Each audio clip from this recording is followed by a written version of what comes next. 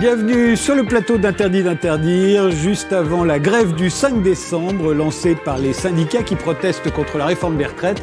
Nous avons décidé d'inviter Frédéric Lordon, économiste et philosophe. Est-ce que vous voyez une gilet jaunisation du monde qui serait à l'œuvre aujourd'hui? On parle souvent de la droitisation du monde, mais est-ce qu'il n'y a pas, à vos yeux, une gauchisation du monde qui serait en train de lui répondre?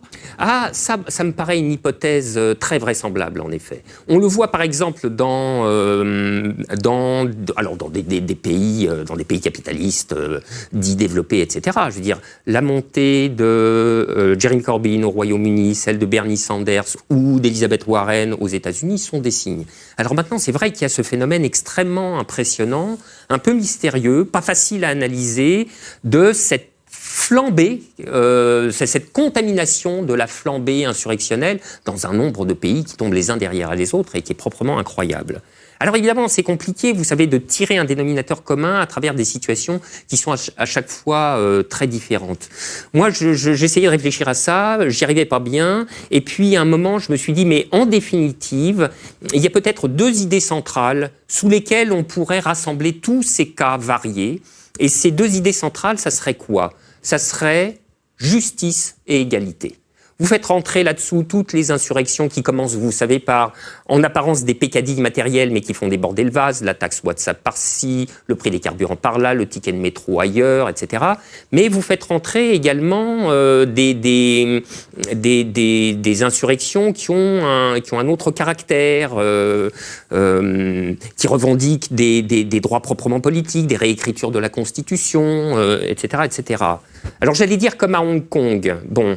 Mais je me reprends un peu parce que, si vous voulez, quand on a dit ça, finalement, ça serait ça, les deux idées puissantes, les deux idées directrices, justice et égalité. Et en définitive, ces deux idées-là, ce sont celles qui sont constitutives de l'idéal communiste. Alors évidemment, si on dit ça, les gens disent non, non, parce que le signifiant communiste a été tellement esquinté par l'histoire que plus personne, sauf Alain Badiou, quelques autres quand même, heureusement, n'osent le relever.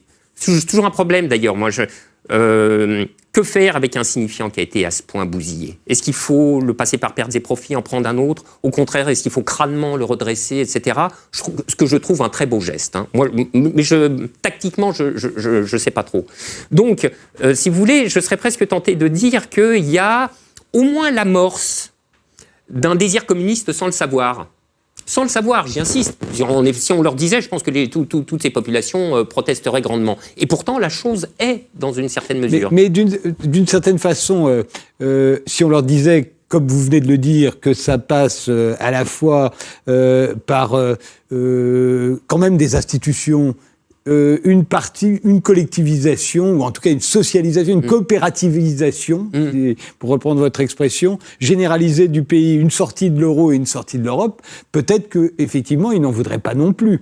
Qu'en disent les masses, au fond? Parce que vous comptez sur les masses, Frédéric Lordon, pour vous affronter au capitalisme qui, comme vous l'avez dit, ne se laissera pas faire. Moi, ce qu'en disent les masses, j'en sais rien, en réalité. Mais ce que je sais, c'est qu'elles se déplacent, qu'elles sont en travail. Elles ont considérablement bougé. Précisément, le mouvement des Gilets jaunes l'atteste.